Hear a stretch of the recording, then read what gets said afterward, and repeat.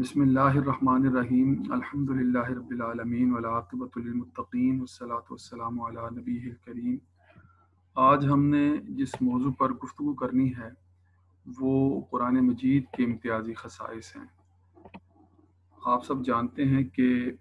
قرآن کا لفظ جو ہے اس کا معنی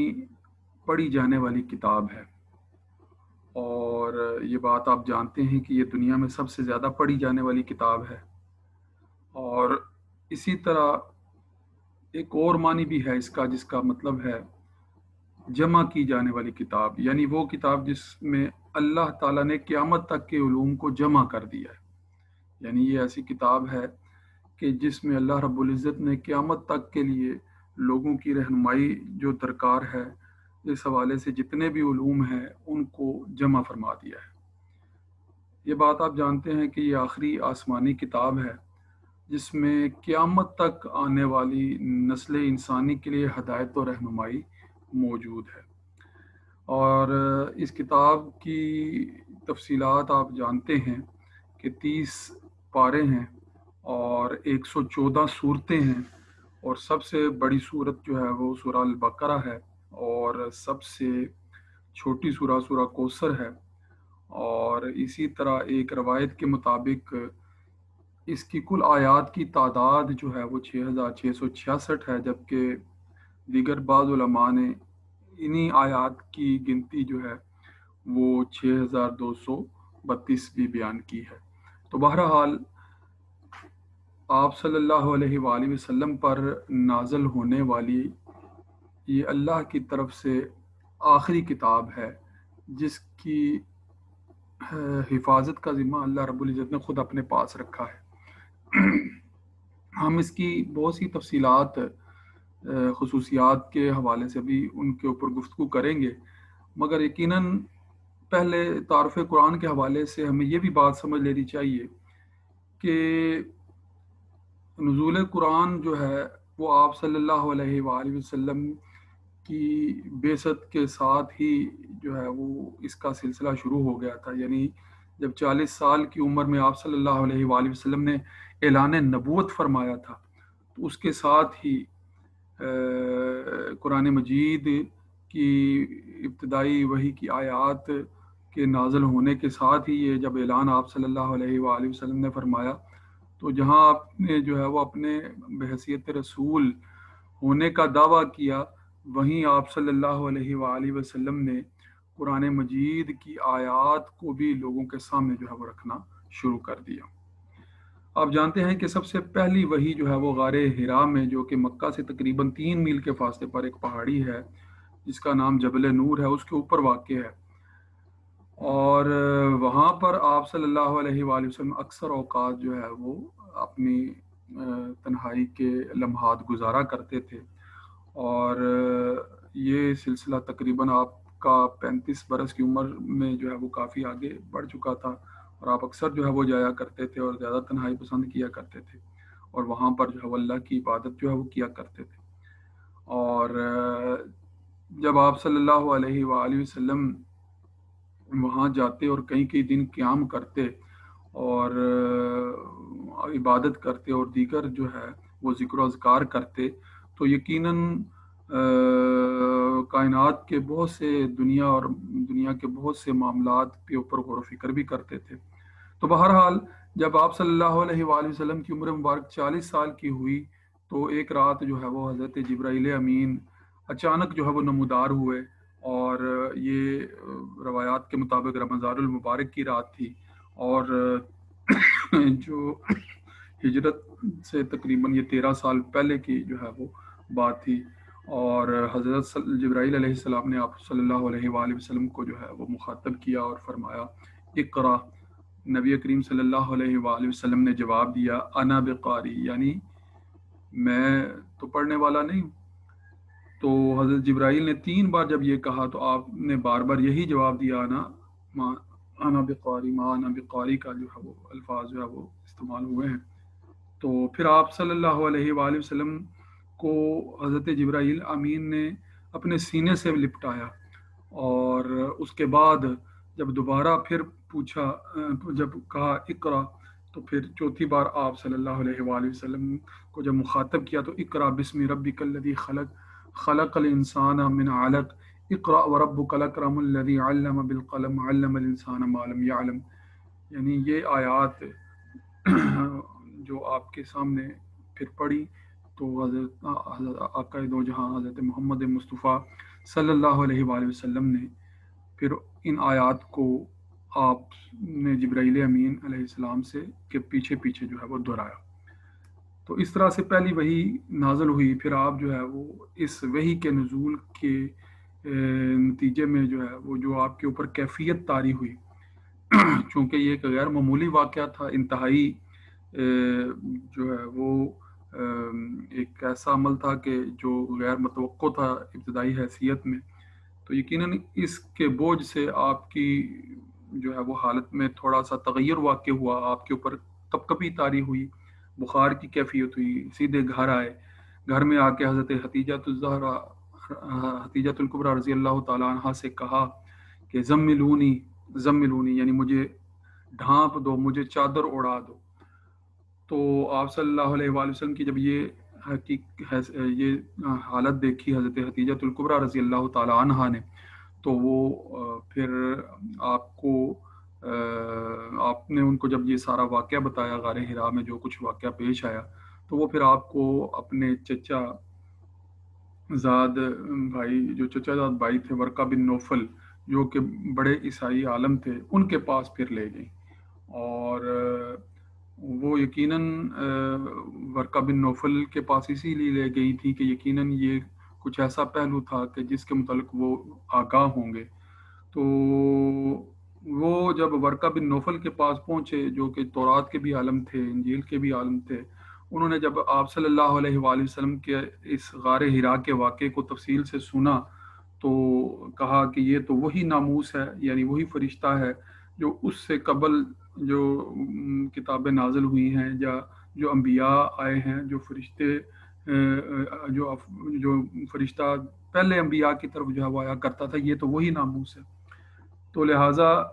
اس نے آپ صلی اللہ علیہ وآلہ وسلم کی, یعنی ورقہ بن نوفل نے آپ کی تصدیق کی اور کہنے لگے کہ کاش میں بوڑھا نہ ہوتا, اس وقت تک زندہ رہتا جب آپ کی قوم آپ کو اس شہر سے نکال دے گی. رسول اکرم صلی اللہ علیہ وآلہ وسلم نے حیران ہو کر پوچھا کہ کیا میری قوم مجھے یہاں سے نکال دے گی؟ ورقہ نے کہا کہ ہاں ایسا ہی ہوگا, کیونکہ جو بھی دین حق لے کر آتا ہے اس کی قوم اس کو ضرور ستاتی ہے. اگر میں نے وہ زمانہ دیکھا تو آپ کی مدد کروں گا. لہذا پھر بعد میں ورقہ بن نوفل کا اس واقعے کے چند سال بعد جو ہے وہ انتقال ہو گیا. تو پھر ہم نے دیکھا کہ تاریخ کے اندر یہ بات سیرت طیبہ کے حوالے سے بڑی واضح طور پر جو ہے وہ موجود ہے کہ کس طرح سے آپ صلی اللہ علیہ وآلہ وسلم کے اپنے قبیلے والے ہی آپ کے مخالف ہوئے اور آپ کو ہجرت پر مجبور ہونا پڑا. بہرحال نزول قرآن کے متعلق جو ہے وہ کتب کے اندر بہت سی تفصیلات ہیں, آپ اس کو ذرا دیکھیے گا. اس کے بعد جو ہے وہ جب ہم قرآن مجید کے تعارف کی بات کرتے ہیں تو ایک اہم پہلو قرآن مجید کی ترتیب کا پہلو ہے. اور قرآن مجید کی ترتیب دو طرح کی ہے, ایک کو ہم ترتیب نزولی کہتے ہیں اور دوسری کو جو ہے وہ ترتیب وقوفی کہتے ہیں, یا جو موجودہ ترتیب ہے جس کے مطابق قرآن مجید ہے. یعنی وہ ترتیب جسے ترتیب وقوفی کہیں یا توقیفی بھی اسی کو کہا جاتا ہے, کہ جس ترتیب سے اس وقت قرآن مجید بین دفتین ہمارے پاس موجود ہے, جس میں سورہ فاتحہ کے بعد سورہ البقرہ اور پھر جو ہے وہ سورہ آل عمران اور اسی طرح جو ہے وہ پھر 114 صورتیں جو ہیں وہ آخر تک سورہ فلق اور ناس تک جو ہے وہ چلتی ہیں. اور جس ترتیب سے آیات ان صورتوں کے اندر جو ہے وہ ہم پڑھتے ہیں, اس کو جس وقف والابتداء کے قانون کے تحت مرتب شکل میں ہم پڑھتے ہیں, یا آپ صلی اللہ علیہ وآلہ وسلم نے اس کو ترتیب کے ساتھ جو ہے وہ ہم تک پہنچایا, اس ترتیب کو ترتیب وقوفی کہتے ہیں. اور یہ وہ ترتیب ہے کہ جس سے اللہ رب العزت نے آپ صلی اللہ علیہ وآلہ وسلم کو آگاہ فرمایا تھا, اور قرآن حکیم کی موجودہ ترتیب میں جو تلاوت ہے وہ اسی ترتیب کے مطابق جو ہے وہ کی جاتی ہے. جبکہ دوسری ترتیب ترتیب نزولی ہے۔ ترتیب نزولی کا مطلب یہ ہے کہ قرآن مجید آپ صلی اللہ علیہ وآلہ وسلم پر نجمن نجمن تھوڑا تھوڑا کر کے مختلف مواقع پر مختلف شان نزول کے مطابق نازل ہوتا رہا ہے۔ تو جو تھوڑا تھوڑا کر کے قرآن مجید نازل ہوتا رہا ہے تو واقعات اور حالات کے مطابق جو ہے وہ اس کا جو نزول ہوا ہے وہ نزول چونکہ صحابہ کے درمیان صحابہ کی زندگیوں کا حصہ ہے اور صحابہ جو ہے وہ اس سے واقف ہیں، تو اس ترتیب کو بھی جو ہے وہ مختلف مواقع پر مسائل کو بیان کرنے کے حوالے سے، مسائل کو سمجھنے کے حوالے سے بیان کیا جاتا ہے۔ مفسرین جو ہے وہ اس ترتیب سے واقف ہوتے ہیں اور وہ اس کا تذکرہ اپنی تفسیری کتب میں کرتے ہیں۔ اس ترتیب کو ترتیب نزولی کہتے ہیں، جس میں اولین طور پر جو ہے وہ یہی، مثلا آپ دیکھتے ہیں کہ سورہ علق کی ابتدائی 5 آیات جو ہیں وہ 30ویں پارے میں ہیں، مگر یہ ترتیب کے اعتبار سے پہلے نمبر پر ہے۔ اور اسی طرح الیوم اکملت لکم دینکم واتممت علیکم نعمتی ورضیت لکم الاسلام دینا کی آیات جو ہیں وہ قرآن مجید کے نزول کے اعتبار سے آخری آیات ہیں، مگر یہ جو ہے وہ قرآن کے آخر میں درج نہیں ہے۔ تو اس سے پتہ چل جاتا ہے کہ ترتیب نزولی اور ہے اور ترتیب وقوفی یا توقیفی اور ہے۔ اسی طرح یہ بات بھی سمجھنی چاہیے کہ قرآن مجید کی جو نزول کی جو یہ ترتیب ہے اس میں بہت سی حکمتیں ہیں، معنی اور معارف جو ہے وہ اس میں بھی پوشیدہ ہیں۔ اور ساتھ یہ بات بھی سمجھنی چاہیے کہ قرآن مجید دیگر آسمانی کتب کی طرح ایک ہی دفعہ جو ہے وہ نازل نہیں فرمایا گیا، بلکہ تھوڑا تھوڑا کر کے جب نازل فرمایا گیا ہے تو اس میں یہ حکمت ہے کہ انسان کا قلب جو ہے وہ اس کو کہہ لیں کہ ایک تو پہلو یہ ہے کہ اس کو جو محفوظ کرنے کا، اس کو اٹھانے کا بار ہے وہ آہستہ آہستہ جو ہے وہ اس کی صلاحیت جو ہے وہ قلب کے اندر پیدا کرنا مقصود تھی۔ اور دوسرا یقیناً اس میں یہ پہلو بھی موجود تھا کہ صحابہ کے مابین جو واقعات روزمرہ کی زندگی میں پیش آتے تھے ان کے حل کے لیے، ان کے اوپر صحابہ کی رہنمائی کے لیے ساتھ ساتھ جو ہے وہ قرآن مجید جو ہے وہ نازل ہوتا رہا، اور یہ آپ صلی اللہ علیہ وآلہ وسلم کی شان ہے، اور صحابہ بھی اس حوالے سے جو ہے وہ بڑے بلند مقام پر فائز ہیں کہ ان کے معاملات کے حل کے لیے قرآن کا نزول ہوتا رہا ہے۔ بہرحال اسی طرح قرآن مجید کی حفاظت جو ہے یہ بھی اللہ رب العزت نے اس کا ذمہ جب خود لیا ہے تو ہم دیکھتے ہیں کہ صحابہ رضوان اللہ اجمعین سب کے سب جو ہے وہ اس حفاظت کے نظام کو، اس حفاظت کو عملی طور پر لوگوں کے لیے یقینی بنانے والے صحابہ رضوان اللہ علیہم اجمعین ہی کا کردار ہے۔ اور اس حوالے سے ہم دیکھتے ہیں کہ قرآن مجید کی حفاظت اس اعتبار سے کہ یہ لکھی ہوئی بھی موجود ہے اور حفظ کی شکل میں بھی جو ہے وہ سینہ بسینہ جو ہے وہ ویسی کی ویسی ہم تک پہنچی ہے جیسے کہ آپ صلی اللہ علیہ وآلہ وسلم پر نازل ہوئی تھی۔ اور عہد رسالت کے اندر آپ صلی اللہ علیہ وآلہ وسلم جب صحابہ کو آیات سنایا کرتے تھے اور کاتبان وحی جو ہے وہ ان آیات کو لکھ لیا کرتے تھے، تو اصل میں تو وہ حفظ کے ذریعے ہی اپنے قلوب میں محفوظ رکھا کرتے تھے، مگر آپ صلی اللہ علیہ وآلہ وسلم نے کتابت کی طرف بھی متوجہ کیا اور لکھوایا بھی کہ عربوں میں تو یہ مشہور تھا کہ العلم فی الصدور لا فی الکتب، کے علم وہ ہے جو سینوں میں محفوظ ہے، وہ نہیں ہے جو کتابوں میں لکھا ہوا ہے۔ تو قرآن مجید تو کہہ لیں کہ ان کی زندگیوں کا حصہ تھا کہ ان کے ہی مسائل کے لیے جو ہے وہ حل کے طور پر بھی آسمان سے آیات نازل ہو رہی تھی، اور انہی کی رہنمائی اور ہدایت، انہی کے لیے زندگی گزارنے کا سلیقہ، انہی کے معاملات کو سلجھانے کے لیے ہدایت نامہ، یہ سارے پہلو جب اس کتاب ہدایت کے اندر موجود تھے تو وہ تو کہہ لیں کہ ان کی زندگیوں کا حصہ بنتی چلی جا رہی تھی اور ایک ایک لفظ ان کے قلب و ذہن میں محفوظ ہوتا چلا جا رہا تھا۔ مگر بہرحال آپ صلی اللہ علیہ وآلہ وسلم نے کاتبان وحی کو بھی جو ہے، جس میں تقریباً 40 کے قریب جو ہے وہ صحابہ رضوان اللہ علیہم اجمعین تھے کہ جو مختلف مواقع پر آپ صلی اللہ علیہ وآلہ وسلم کی ہدایت کے مطابق قرآن کو لکھا کرتے تھے، آپ ان کی اصلاح فرمایا کرتے تھے لکھوانے کے اعتبار سے بھی اور ان کو لکھوا کر جو ہے وہ ان چیزوں کو محفوظ کرنے کے اقدامات کی طرف بھی جو ہے وہ رہنمائی کیا کرتے تھے۔ اسی طرح جب ہم دیکھتے ہیں کہ حفاظ صحابہ میں جو ایک بڑی تعداد آپ صلی اللہ علیہ وآلہ وسلم کے قریب جو ساتھی تھے ان کی تھی، اس کے علاوہ بھی جو ان کے ساتھ متعلقین تھے وہ بھی جو ہے وہ اس کے حافظ ہوا کرتے تھے۔ تو صحابہ کرام میں سے تقریباً 10,000 وہ افراد تھے جو قرآن کے حافظ تھے۔ ان میں سے 37 صحابہ کو اعلیٰ مقام حاصل تھا، اور خلفائے راشدین بھی ان میں شامل ہیں، اور نبی اکرم صلی اللہ علیہ وآلہ وسلم مختلف حفاظ کو مختلف قبائل کی طرف بھیجتے تھے تاکہ وہ ان کو قرآن حفظ کروائیں۔ تو اس طرح دیگر قبائل میں بھی جو ہے وہ حفاظ موجود ہوتے تھے۔ اسی طرح قرآن مجید کی کتابت کا جب پہلو ہم دیکھتے ہیں تو ابتدائی طور پر کاغذ تو دستیاب نہیں تھا، مگر سفید پتھروں پر کھجور کے چوڑے حصے پر جو کھجور کے تنے کے ساتھ جو جڑا ہوتا ہے، پتے کے اور تنے کے ساتھ جو ہے وہ چوڑا حصہ ہوتا ہے، اس کے اوپر، اسی طرح چمڑے کے اوپر، اور ہڈی جو ہے وہ چوڑا حصے کی ہڈی لے کر اس کو بھی صاف کر کے اس پر بھی، اور لکڑی کی تختیوں کو بھی جو ہے وہ اس مقصد کے لیے استعمال کیا جاتا تھا۔ تو کاغذ تو کمیاب تھا، شاذ و نادر میسر آتا تھا، مگر یہ ساری چیزیں تھیں جن کے اوپر لکھا جاتا تھا، اور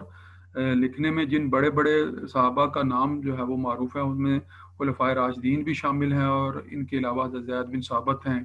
ابی بن کعب ہیں، اور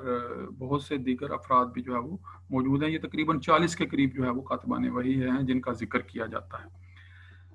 پھر ہم دیکھتے ہیں کہ آپ صلی اللہ علیہ وآلہ وسلم کے دور کے اندر تو یہ صورتحال تھی، قرآن مجید جو ہے وہ لکھا جا رہا تھا مگر باقاعدہ کتابی شکل میں ابھی محفوظ نہیں تھا، جس کا اہتمام جو ہے وہ ابتدائی طور پر حضرت صدیق اکبر رضی اللہ تعالیٰ عنہ کی خلافت کے دور میں کیا گیا، اور اس کی جو وجہ تھی وہ یہی تھی کہ 12 نوی میں جب ایک جھوٹے دعوے دار نے نبوت کا جھوٹا دعویٰ کیا، یعنی مسلمہ کذاب نے، تو اس کے خلاف جو ہے وہ یمامہ کے مقام پر، یعنی جنگ یمامہ جو ہے وہ اس کا مارکہ پیش آیا۔ یہ ایک بہت بڑی اور خون ریز جنگ اور لڑائی تھی جو کہ کہہ لیں کہ انتہائی حساس جو ہے وہ نوعیت کی تھی،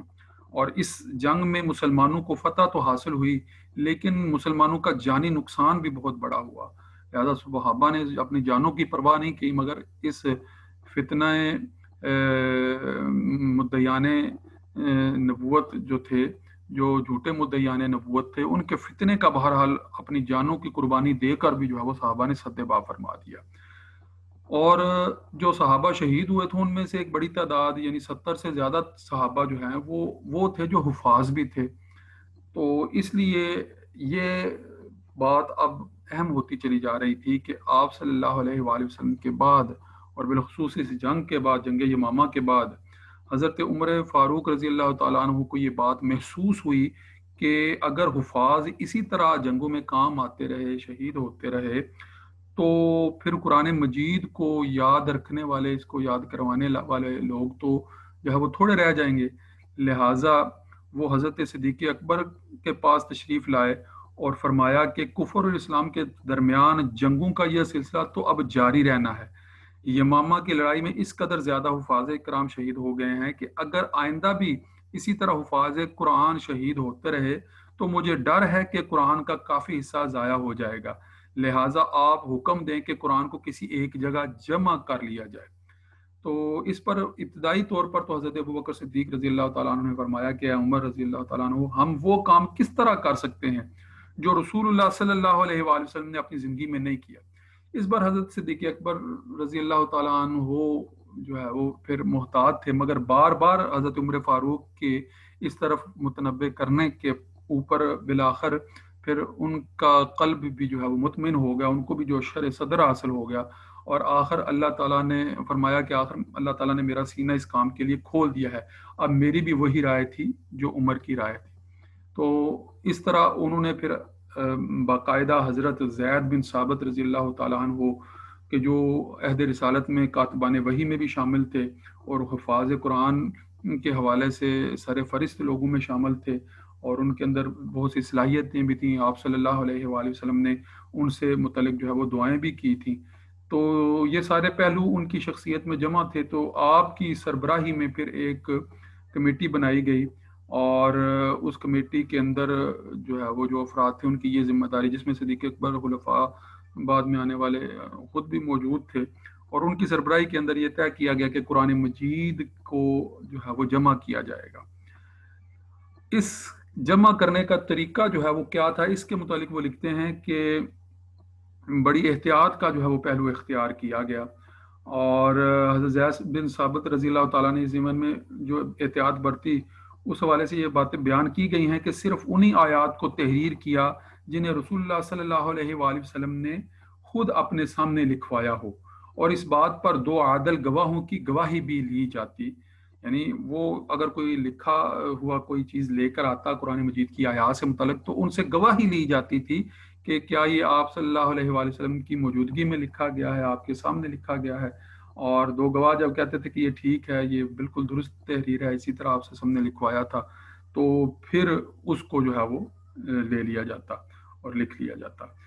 اسی طرح ابو داود میں حضرت عروہ رضی اللہ تعالیٰ عنہ سے روایت ہے کہ حضرت ابو بکر صدیق رضی اللہ تعالیٰ عنہ نے حضرت عمر فاروق رضی اللہ تعالیٰ عنہ اور حضرت زید سے کہا تھا کہ مسجد نبی کے دروازے پر بیٹھ جائیے، جو شخص کتاب اللہ کے کسی حصہ کے بارے میں دو گواہ پیش کرے اسے لکھ لو.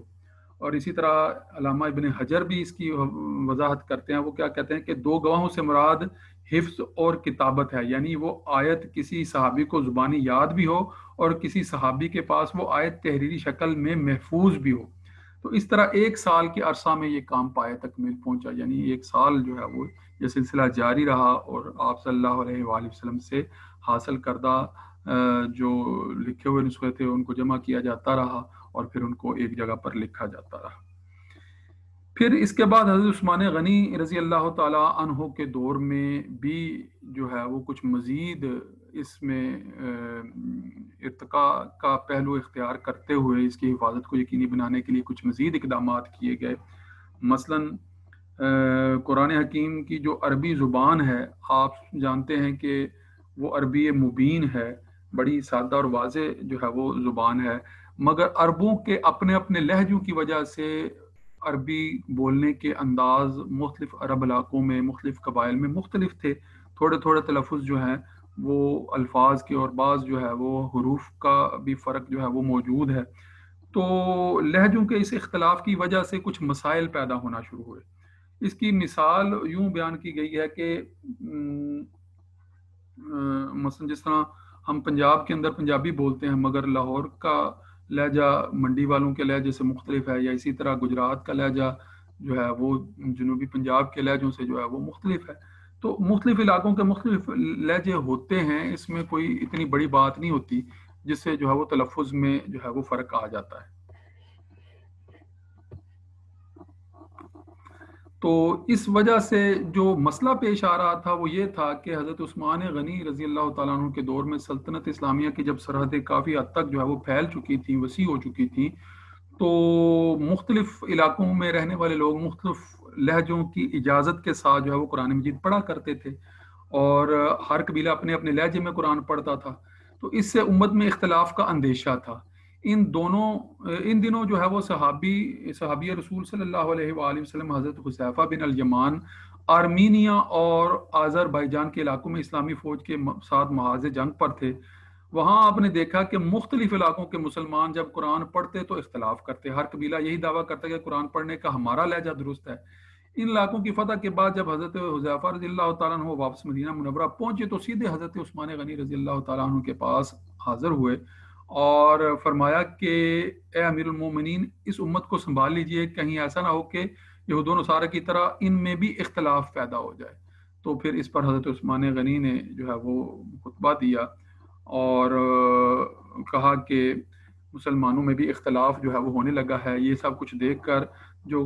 فرمایا تو وہ یہی بات تھی کہ تم میرے پاس ہو کر قرات میں اس قدر اختلاف کر رہے ہو، وہ مسلمان جو دور دراز شہروں میں رہتے ہیں ان میں اختلاف کی کیا صورت ہوگی.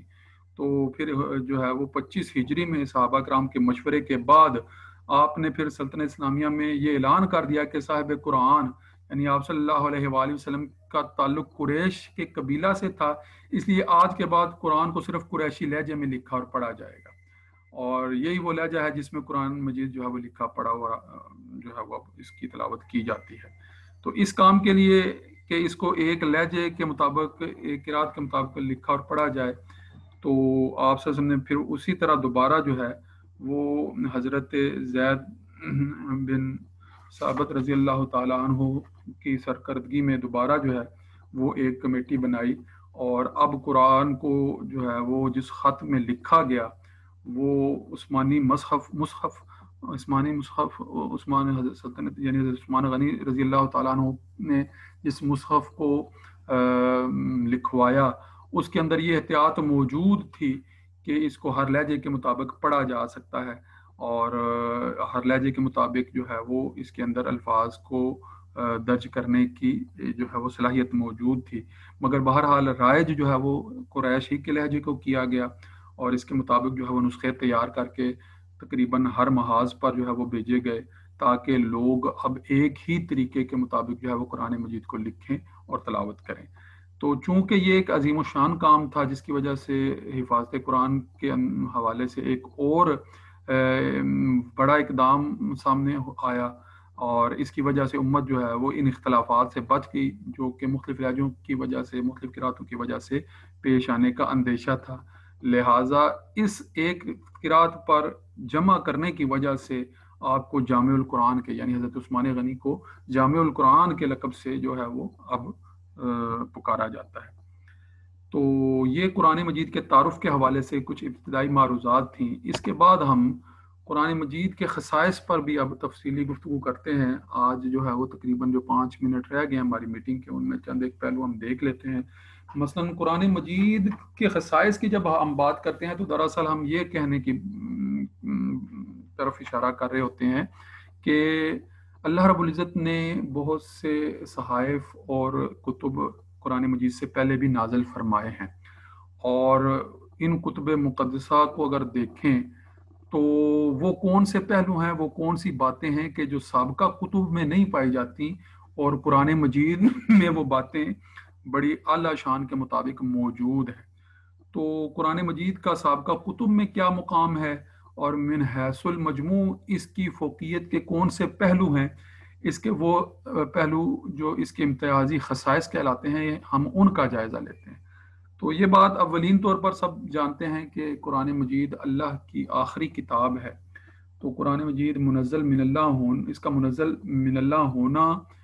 एक तो उन कुतुब जो साबका अदियान से ताल्लुक़ रखती हैं कि जो मुनज़्ज़ल मिनल्लाह नहीं है, उन पर इब्तिदाई हैसियत से कुरान को फ़ोकियत अता कर देती है। और फिर जो साबका मुनज़्ज़ल मिनल्लाह कुतुब हैं वो चूँकि अब महफूज शक्ल में मौजूद नहीं है, जिसका मज़ीद तज़किरा भी हम करेंगे और कर भी चुके हैं, तो अब अगर कोई महफूज शक्ल में मौजूद अल्लाह की तरफ से नाज़िल करदा किताब अपनी सेहत के साथ हमारे पास मौजूद है तो वो सिर्फ कुरान मजीद ही है। इस हवाले से बाज़ मज़ाहिब व अदियान वो हैं जिनकी मुक़द्दस कुतुब इंसानों की लिखी हुई हैं। इन मज़ाहिब के पैरोकार भी ये दावा नहीं करते कि हमारी कुतुब खुदा की तरफ से नाज़िल करदा है, और उन कुतुब मुक़द्दसा के बरक्स कुरान हकीम किसी इंसान के हाथ की लिखी हुई किताब नहीं है, बल्कि ये रसूलुल्लाह सल्लल्लाहु अलैहि वसल्लम की भी लिखी हुई नहीं है, बल्कि आपके ऊपर अल्लाह की तरफ से नाज़िल की गई किताब है। तो जो मज़ाहिब का मुताला करने वाले अफराद हैं उनके लिए ये बात बड़ी बुनियादी अहमियत की हामिल है कि वो ये समझें कि कुरान जो है वो मुनज़्ज़ल मिनल्लाह किताब है, और ये किताब बाज़ दीगर कुतुब मुक़द्दसा की तरह खुदा की शान और सिफ़ात और इंसानों के गाए हुए गीतों का मजमुआ नहीं, इसकी हैसियत तारीख़ की किसी किताब की भी नहीं है, बल्कि कुरान हकीम वो किताब है जो अल्लाह ताला की तरफ से रसूलुल्लाह सल्लल्लाहु अलैहि वसल्लम पर नाज़िल हुई है, और इस एतबार से ये अल्लाह का कलाम है, इसे कलामुल्लाह कहते हैं। ये किसी फ़र्द का, हत्ता कि आप सल्लल्लाहु अलैहि वसल्लम का भी कलाम नहीं है, बल्कि ये अल्लाह का कलाम है, और इस पर जो है वो कुरान मजीद की मुतअद्दिद आयात जो है वो दलालत करती हैं। मसलन सूरह नहल की आयत नंबर 44 का अगर मुताला करें तो अल्लाह रब्बुल इज़्ज़त ने फरमाया है, बिस्मिल्लाहिर रहमानिर रहीम, व अंज़लना इलैका ज़िक्रा लितुबय्यिना लिन्नासि मा नुज़्ज़िला इलैहिम, और ये ज़िक्र यानी ये किताब हमने आपकी तरफ इसको नाज़िल किया है کہ لوگوں کی جانب جو نازل کیا گیا ہے آپ اسے کھول کر بیان کر دیں، یعنی لوگوں کی ہدایت کے حوالے سے جو لوگوں کے لیے نازل کیا گیا ہے آپ ان کے سامنے واضح کر کے رکھ دیں۔